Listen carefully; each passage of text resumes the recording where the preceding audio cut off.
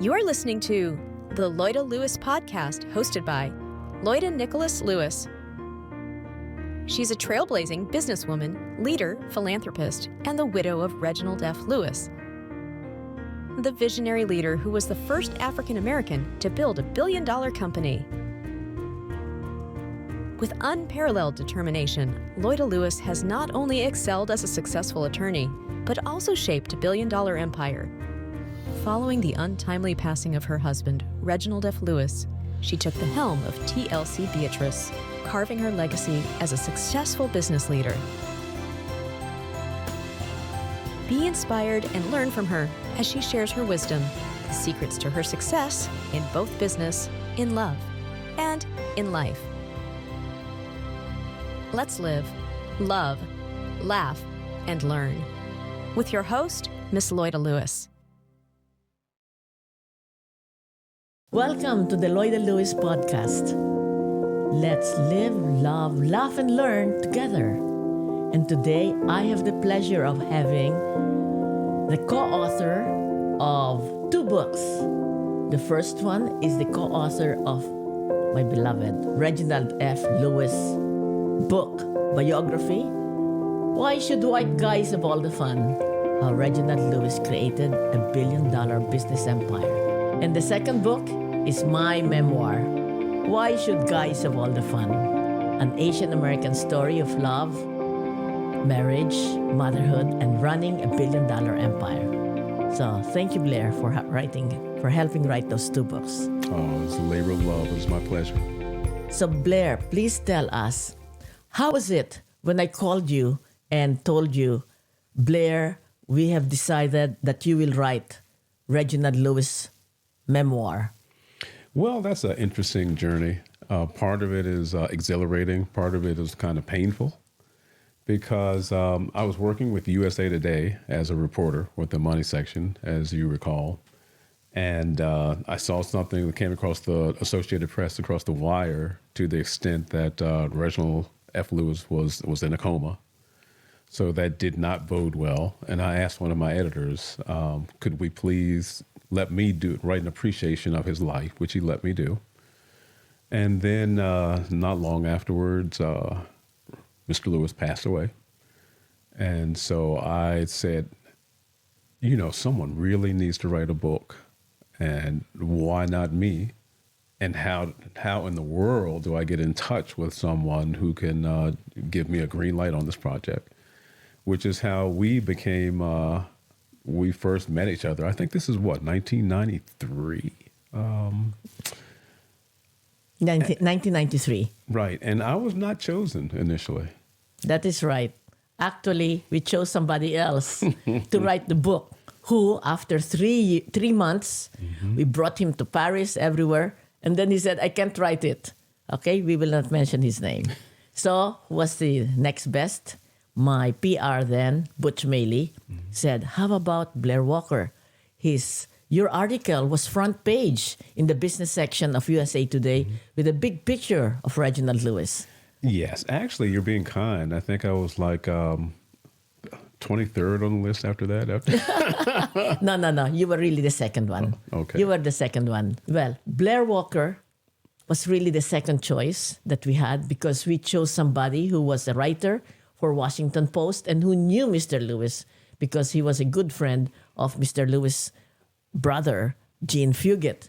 And so we selected him, we brought him to the plane, Mr. Lewis plane, and we flew all over Europe to visit France and Germany and Italy and Ireland so that he will get a feel.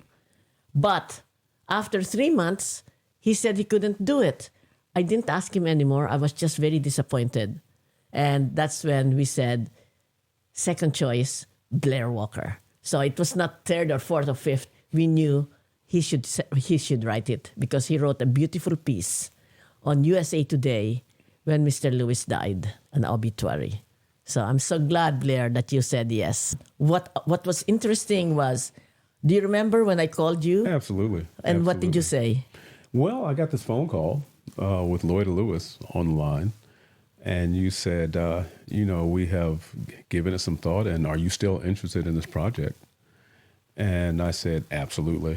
I said, I never doubted for a second that I was going to be the person chosen to write this book. That's exactly what he said. Yeah. He knew that he will be the one writing the book. So it's sort of like, destiny. Exactly. Yes, exactly. yes. But did you have problems? Because, the subject matter, Mr. Lewis, has died, so you can't interview him.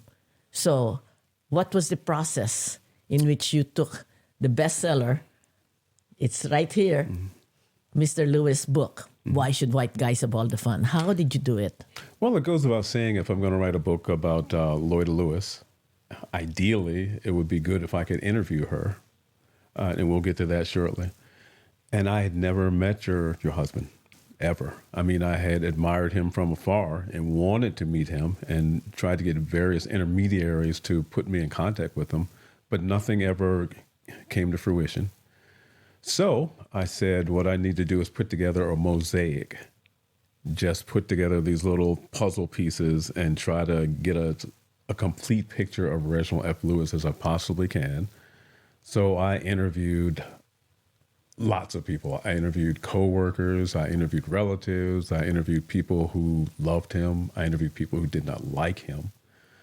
And through doing that over time, a picture began to emerge of this really compelling, fascinating individual named Reginald Francis Lewis. Yes, because Mr. Lewis was writing his book longhand and eventually by tape recorder. Was that helpful that there was, I got his secretary to transcribe it? Yes and no. I mean, on the one hand, I had like a partial autobiography that he was not able to complete.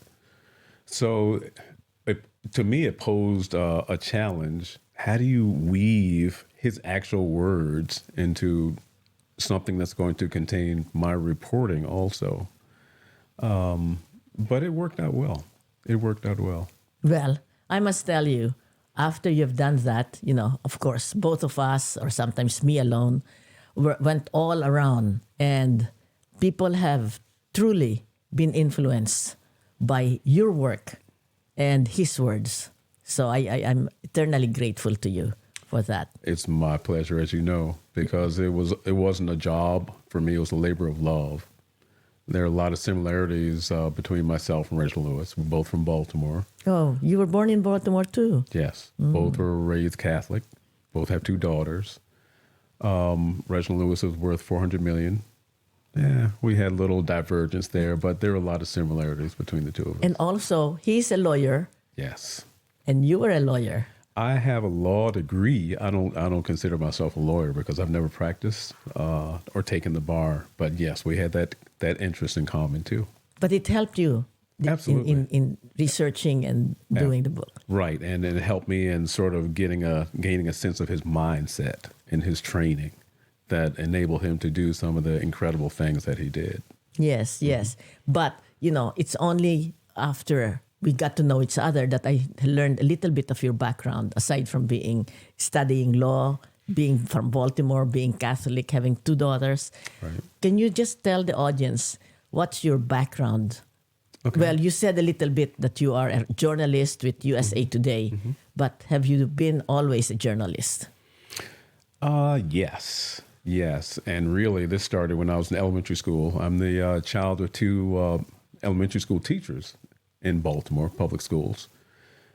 As a consequence, I had a pretty good grasp of reading and writing by the time I got to school. So I was bored. So you mean to say, before you even got to school, you were reading already? Yes. I mean, with 2 teachers for parents, you'd better. You have 2, your parents were both teachers. Yes. So instead of listening to the teachers in class, I would write short stories. I would get reprimanded for doing that. Wow, you have been writing since elementary school. Was there somebody that... what was your inspiration to start writing at such a young age? My mother would take me to the Enoch Pratt Library at Pennsylvania Avenue and North Avenue in Baltimore. And there was a series called Freddie the Pig. And I don't know why I just fell in love with those books, but I did. How old were you? Do you remember? I was probably about 9. And I just, I was like an addict. I had to have my Freddie the Pig, and I was not happy if they didn't have like a new episode or a new book out about Freddie the Pig. So there was several series. Yes. But when I was in high school, I worked for the school newspaper. And then I went to the University of Maryland and worked for 2 of their publications, student publications, which led to an internship with the Baltimore Sun, which led to a journalism career, which was what was able to get our paths to link, from me being a business journalist with USA Today. Yes. You know, many people ask, you writer, journalist, book writer, novelist, that sometimes they cannot write. It's called the writer's block. Have you ever experienced that? And what do you do? I have never experienced that because daily journalism, when they go out and ask you to cover the city council meeting or a fire, when you come back, you better have something to write because you won't last in that profession long. So I never had that, fortunately, knock on wood. And then with Reginald Lewis's book, I only had 3 months to do it because I took a leave of absence from USA Today. So it was like... why were you given, normally when somebody asks for 3 months leave of absence, that reflects badly with HR, human resources. I don't know what their thinking was. It wasn't like I was, this essential piece of USA Today. They couldn't put out a paper without me, but they didn't give me much time. So it was like 100 miles an hour from day one, it was fun. How about the interview? You said you interviewed those who love him, those who hated him. So how did that come along? It went well. You'd give them a call? Yes. And you had prepped a lot of people. You said Blair Walker's going to be calling. So they were prepared. They were ready. A few of his relatives did not want to speak to me necessarily, which I found surprising. Did they give any reason? No. But when that happens, you just go on to the next person. And that's what I did. Yes. Any interesting person that you interviewed that made you sort of like, wow? His mother. I mean, if anyone is curious where his drive, his tenacity, his perspective on life came from, it was his mother. I mean, incredible woman, as you know, one of those one-of-a-kind people. And she had a one-of-a-kind son. And she has very accomplished children. Not just him, but he really hit the heights with his profession. And I saw where that drive, the wellspring of his self-belief, his confidence came from his mother. That's lovely. And can you just tell the audience about Carolyn Fugate before, he's Reginald Lewis. So how is that different last name? Just tell the audience. Okay. Carolyn Fugate, how do I describe her? She was born in East Baltimore, and she married a gentleman named Lewis, who was Reginald's father. And Clinton Lee Lewis. Right. And they divorced, and she was, and I'm saying was because she passed away recently. Yes, my mother-in-law, I never called her mother-in-law. She's my mother-in-law, passed away February 7, 2023, last year. So today is the 1-year anniversary. Well, yes. She was a force of nature, and she was a hard worker, and she had a monstrous work ethic, and she didn't suffer fools lightly, highly intelligent. And she was not going to have her son be a laggard who sat around and, with his hand out. She impressed upon him very early on, we pay our own way. We are not moochers, we're not leeches. So that was impressed upon Reg very early. Pay your way. All right. Please, those who have not read the book yet of Reginald Lewis, Why Should White Guys Have All the Fun? Order it, please. It's available in print, in digital. Yes, And hopefully soon they will be on the silver screen. that's right. Yes, yes. Hopefully it will be on the movies. Why should white guys have all the fun? Right. Yes. Right. Yeah. And she was a test for me initially Really? because I guess she wanted to see what this Blair Walker guy was all about. So she's put me through the mill a bit, maybe to see if I had the fortitude that she thought was necessary to write about her son, who had fortitude to burn. But after she got used to me, I guess, it was smooth sailing. Do you mean you interviewed her several times or just one time? We spoke several times. Yes. We spoke several times. Yes. And what do you mean she put you through the mill? She was a little resistant at first. I guess she wanted to see if I had like a spin that I wanted to put on the story or what kind of tack that I was going to pursue. But she saw that I was someone who admired her son and wanted the world to know about his story because the world needs to know about his story. All right. So that's a lesson for everyone. Don't get discouraged if there's something that you had to do and it's a little difficult. So you just, Blair, you just pushed on. Exactly. Yes. Exactly. Yes. And I came to have a lot of respect and love for her too. Yes. Yes. As I do. And tell us also whether after you finished it, how did you get the movement of the way you moved and you inserted Mr. Lewis written or in his own words?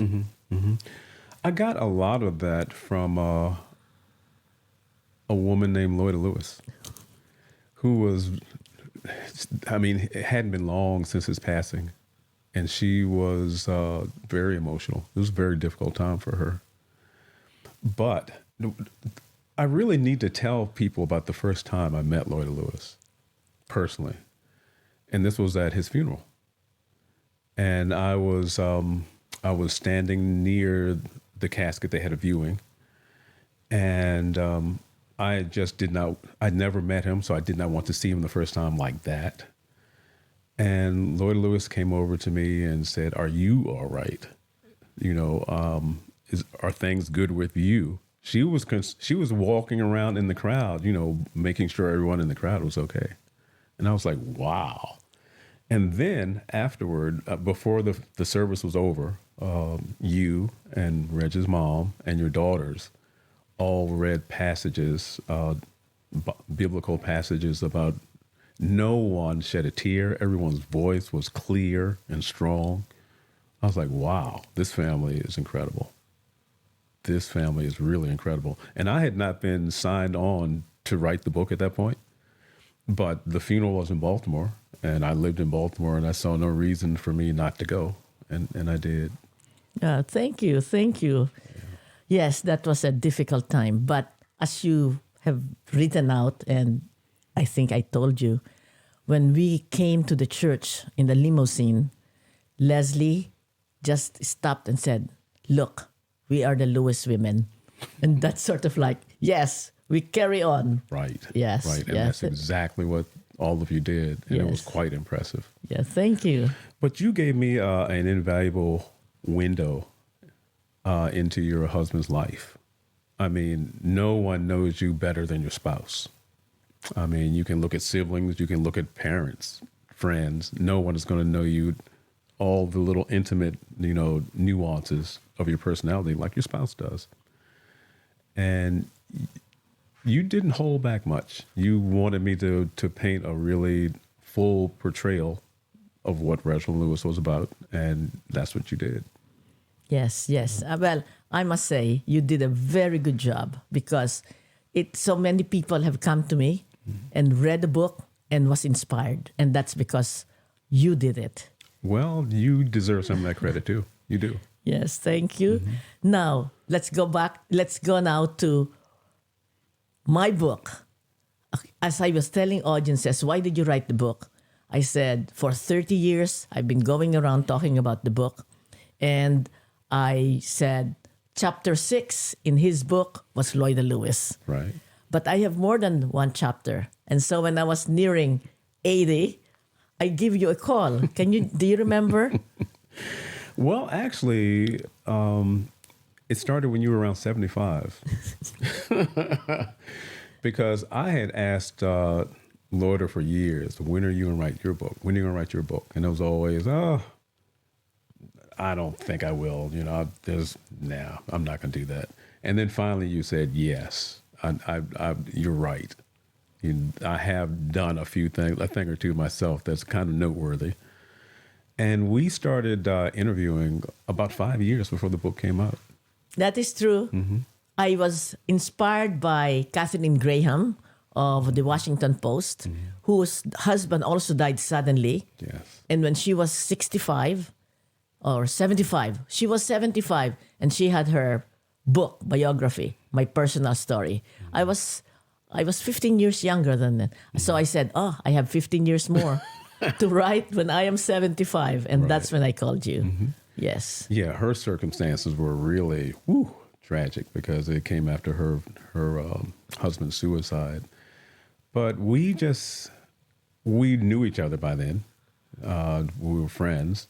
So we just had long sessions on the phone where you would talk and I would type on the other end. I was in Florida and you were in New York. And you just wove this really captivating tale of this person who started off in the Philippines wanting to be a nun and went to law school and was an activist back in the Philippines against Marcos. Yes. And then came to New York in 1968 with your sister Melly, and you two went on a double date. And it was something else.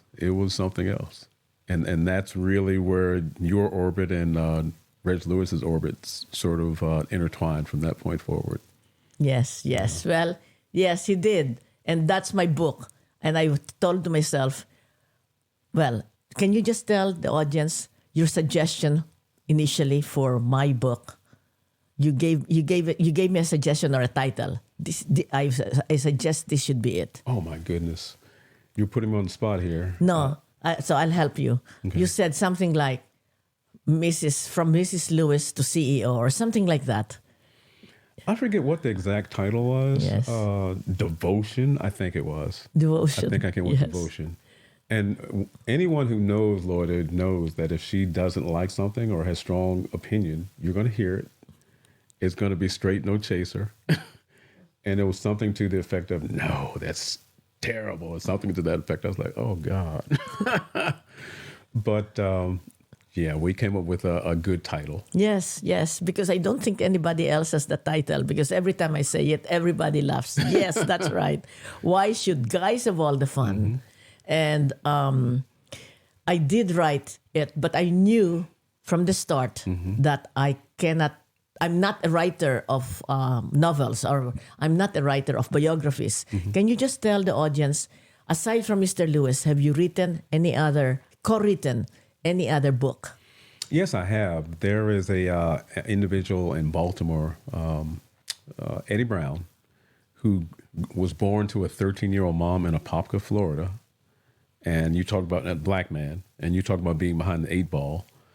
And from those beginnings, he now owns a money management firm called Brown Capital Management in Baltimore.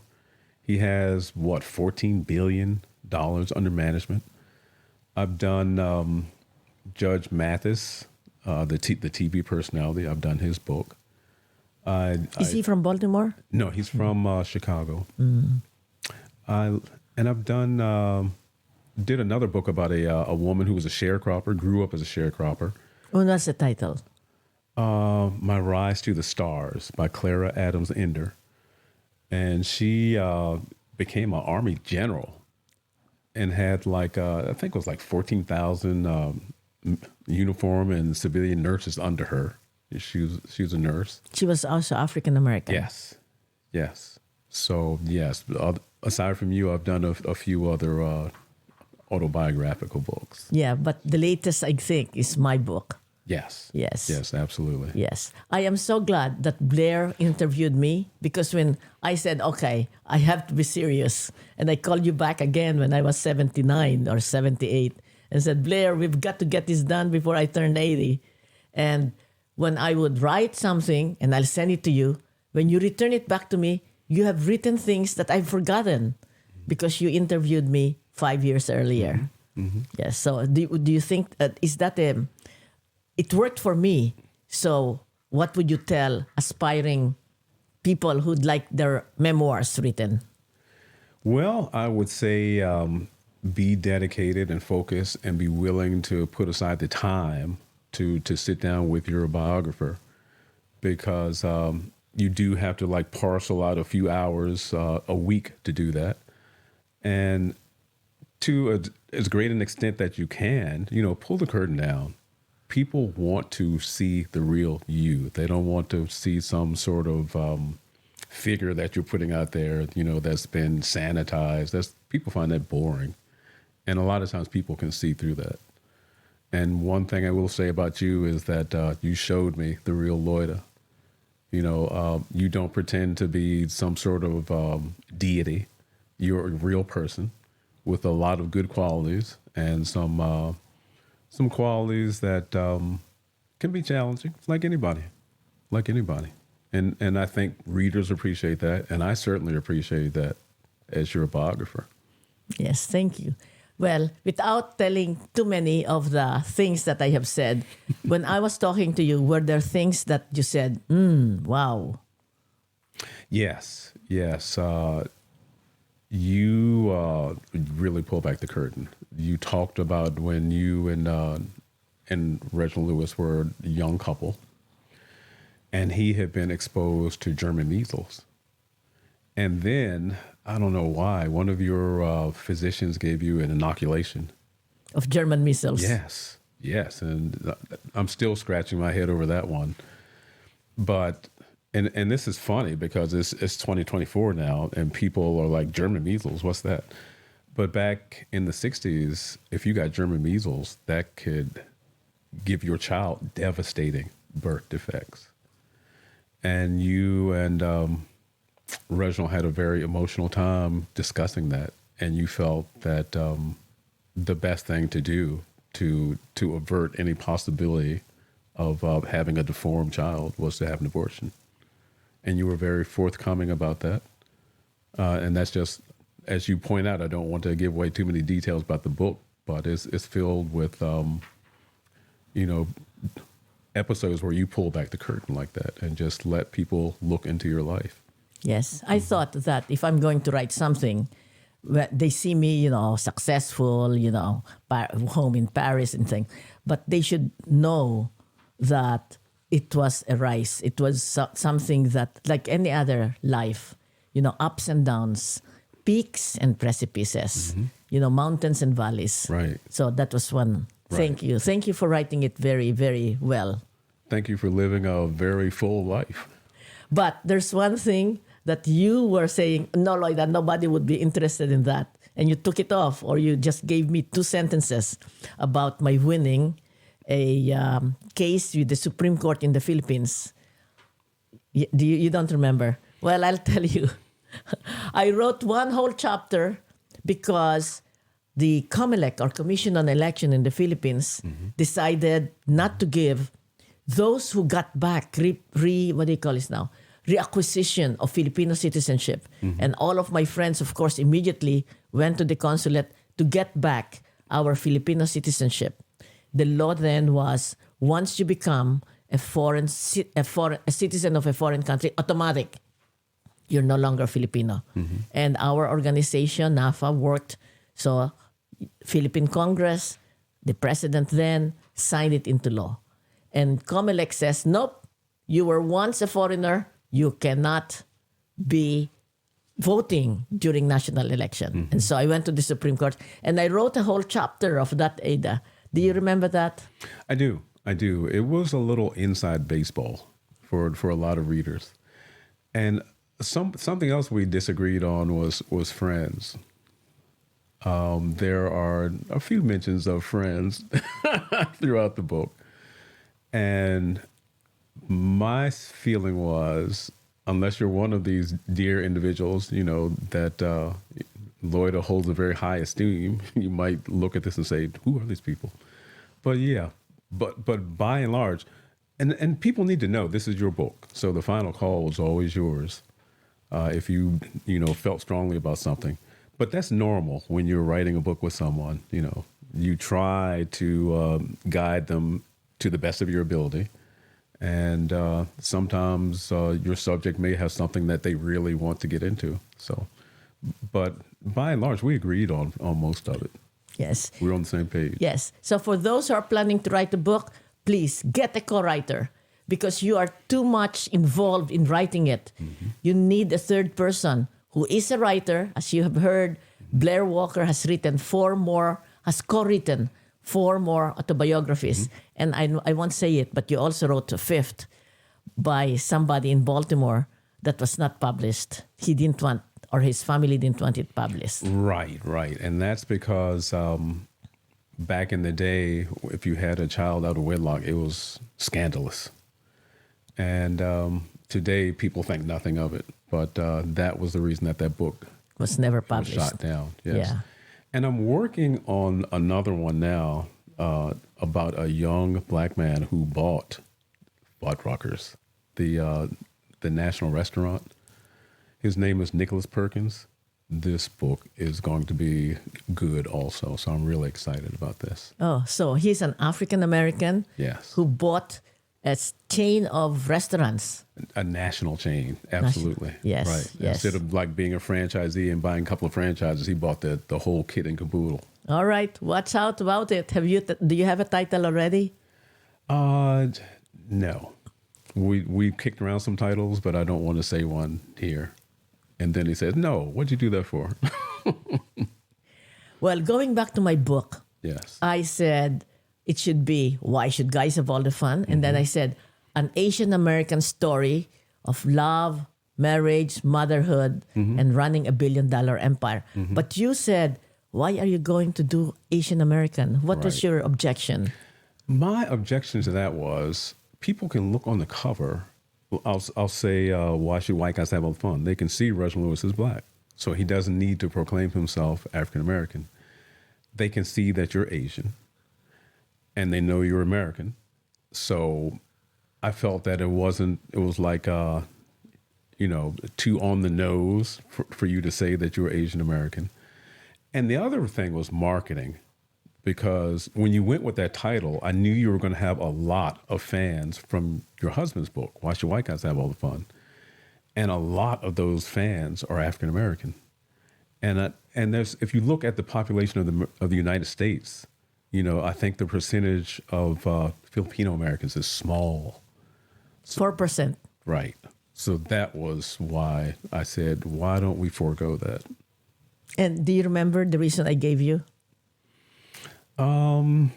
Pride. You said, we have done momentous things on these shores, which is true. And, there's no question that Loida Lewis is proud of her heritage, as she should be. Yes, yes. And also, with this Asian hate, I'd like them to read a story of an Asian who is just like them in struggle, in dreams, and in defeats, failures, right, and success. So that's why I insisted over your objection. Yes. And again, it's the thing of when we work together, the final call is yours. But it doesn't seem to have curtailed anything or slowed anything down. Yeah. Yes. So it's working out.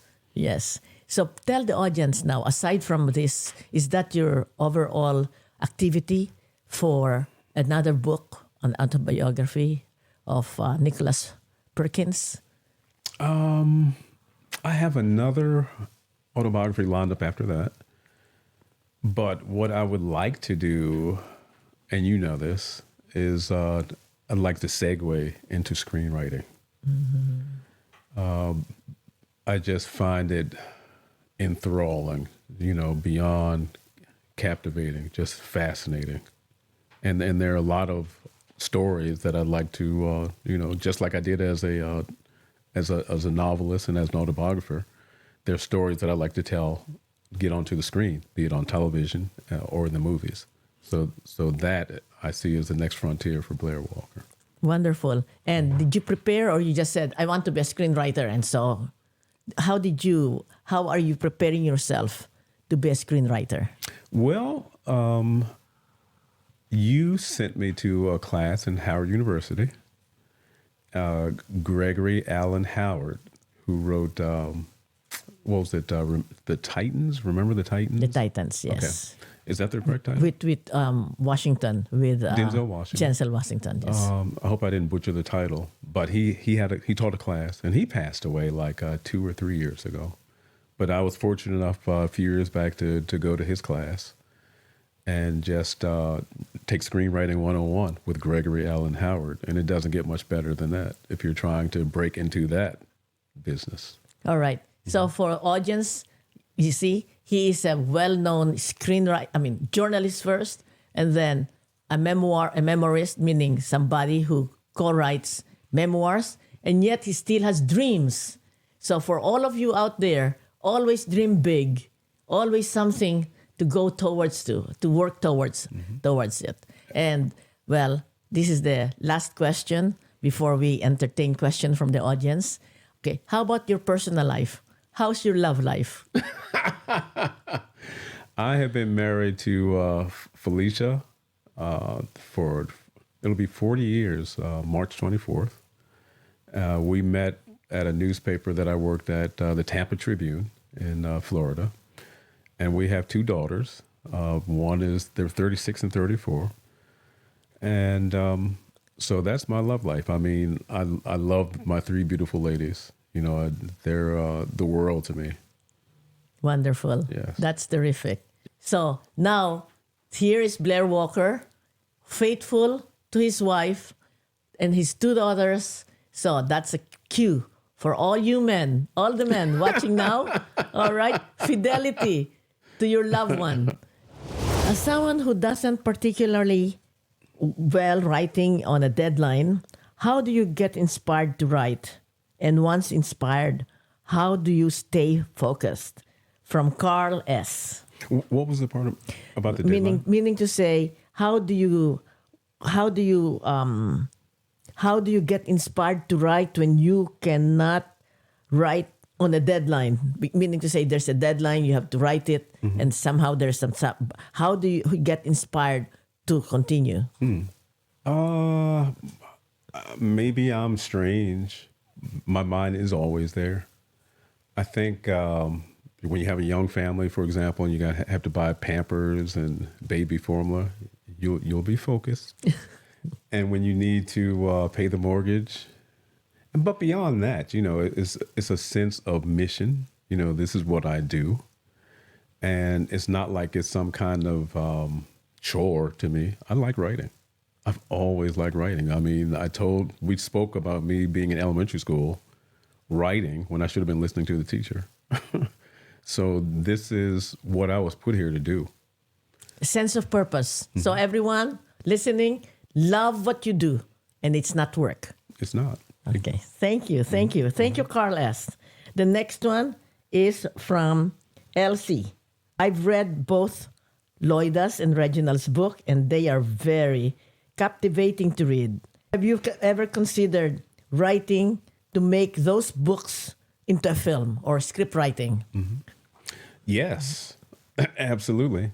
The thing about Hollywood, they are very closed. And I understand this partially, and partially I don't understand it. They feel like, unless you have written for a TV series or have something that's been on the screen, you clearly can't be qualified. But my rejoinder to that is everybody has to do their first project. Before I wrote Why Should White Guys Have All the Fun, I'd never written a book. So you've got to start somewhere. And as a general rule, I don't tend to insert myself into situations where I haven't prepared and where I think that I'm out of my depth. If I feel that way, then I sit back and prepare. So, yeah, absolutely. I'd love to do that. if anyone is listening in a position of power, Blair Walker would love to do that. Great. Wonderful. Hey, once you say it, it could manifest itself in the universe. Absolutely. Yes. And that's another good lesson for your viewers, manifesting. I mean, if there's something you want to do, tell all your friends, and the next time they see you, they're going to ask you about it. But more important than that, it puts it out there for the universe to sort of mull over and, sort of give it wings over time. All right, that's another good lesson. There's something you want to do. There's a job that you want to go to or to become.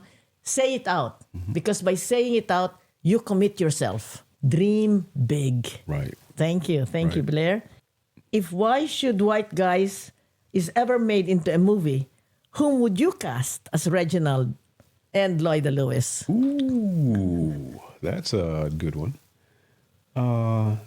What is it? Nia Salonga? For Loida Lewis. Would be a good Loida Lewis. I'm trying to, what's his name?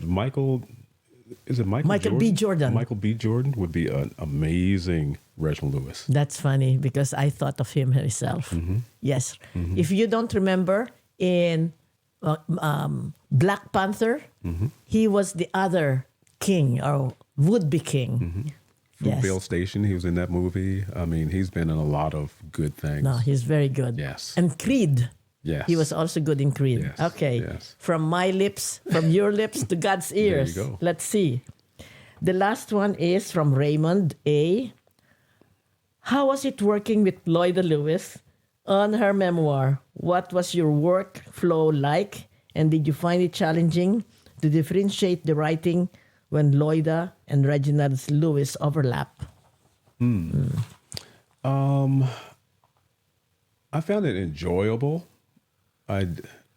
Because we've been friends for a long time. It's been over 30 years now, 31 years, I think. So it's like, you get a chance to write a book with one of your dear friends. That's not going to be an ordeal. So I really enjoyed that.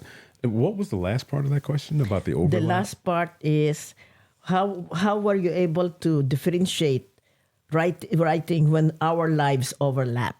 Okay. One of the really fascinating things about Why Should Guys Have All the Fun for me, looking at your management style when you were running TLC Beatrice International and looking at Reg Lewis's style, I think you could safely say that they were diametrically opposed. They were 180 degrees different, but they got the same result. You guys, you talk about opposites attracting. This was really a case of opposites attracting, which I always find fascinating, because I think there's like a give and take between personalities, and you draw certain things that you may not have in your personality and give certain things that the other person may not have in their personality.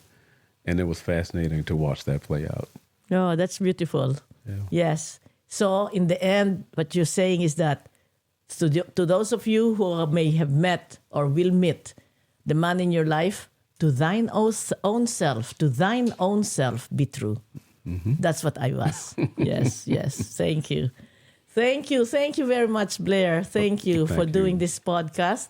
And so to everyone, those who have some questions, you can write to askloidalewis@gmail.com. askloidalewis@gmail.com, and we will try to answer every question. One final word. Okay. I guess I would say that whether you want to be a writer or entrepreneur or an actress, a producer, whatever, neurosurgeon, when you go about pursuing your goal, be careful, first of all, who you share that with, because there are a lot of naysayers, there are a lot of doubters, there are a lot of haters. Some of them just reflexively say, you can't do that. And that is not true. That is not true. And some of them, be people that you love, your uncles, your parents, your best friends. And I think they don't think about what they're saying, but they just put negative vibes out there Don't ever let anybody set your limits, ever, because that's something that you haven't done. That's something Reginald Lewis didn't do. And if you look at people who are successful in their given fields, they never allow anyone to set their ceiling, ever. It has to come from within. If you know you can do it, get after it, and don't let anyone discourage you, ever. That's lovely. All right, you heard it from Blair Walker. Thank you, Blair. Yes. Thank you, Loida. Yes. This is the Loida Lewis podcast.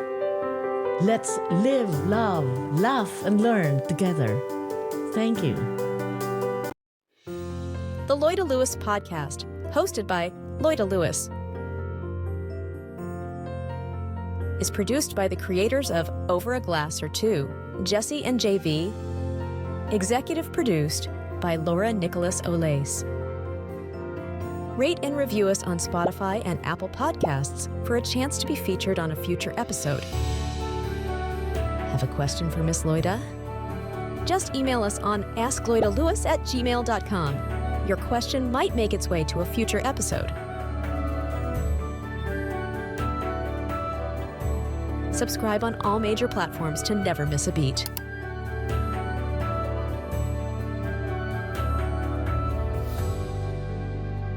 Thank you for listening to the Loida Lewis podcast. Let's live, love, laugh, and learn together